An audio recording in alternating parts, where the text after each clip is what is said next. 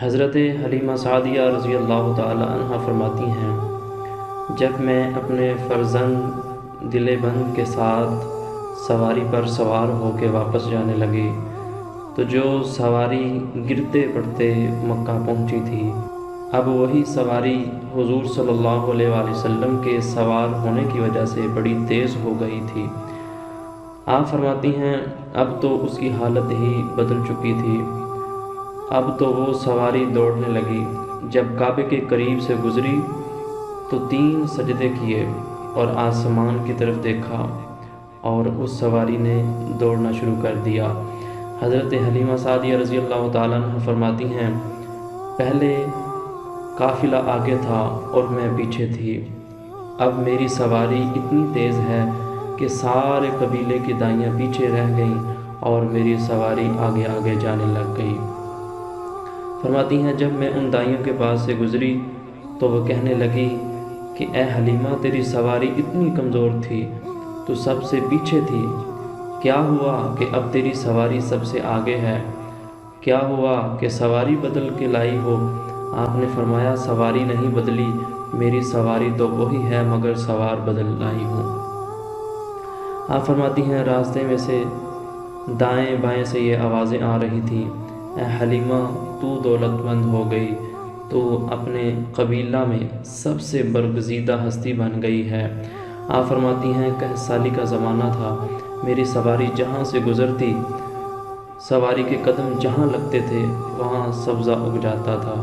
آپ فرماتی ہیں ہم جس درخت پہاڑ کے قریب سے گزرتے تھے وہاں سے صلاۃ و سلام کی آوازیں آتی تھیں۔ قافلہ جنگل میں پہنچا تو سامنے سے شیر آ گیا۔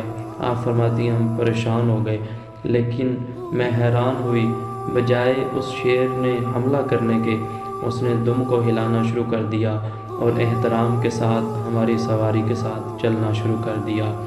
جب ہم جنگل سے باہر نکلے تو وہ واپس چلا گیا۔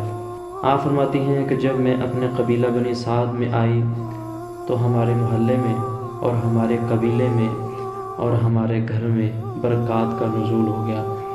آپ فرماتی ہیں کہ قحط کا زمانہ تھا، قحط دور ہو گیا، چراگاہیں ہری ہو گئیں۔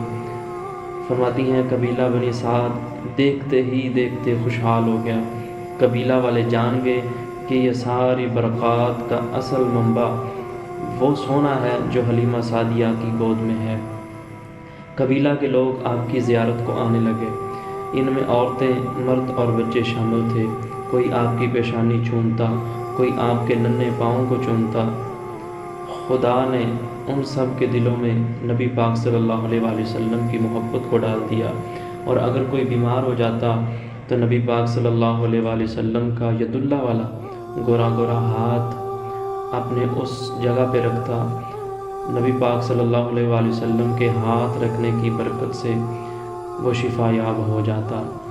تو حضرت حلیمہ سعدیہ رضی اللہ تعالی عنہ، آپ نے نبی پاک صلی اللہ علیہ وآلہ وسلم کو 2 سال تک دودھ پلانے کا شرف حاصل کیا، اور 2 سال تک نبی پاک صلی اللہ علیہ وآلہ وسلم حضرت حلیمہ سعدیہ رضی اللہ تعالی عنہ کے گھر میں موجود رہے اور برکتیں لٹاتے رہے، اور پورے 2 سال تک حضرت حلیمہ سعدیہ رضی اللہ تعالی عنہ نبی پاک صلی اللہ علیہ وآلہ وسلم کے چہرے کی زیارت کرتی رہیں، اور 2 سال تک حضور علیہ الصلوۃ والسلام کی خدمت کرتی رہیں۔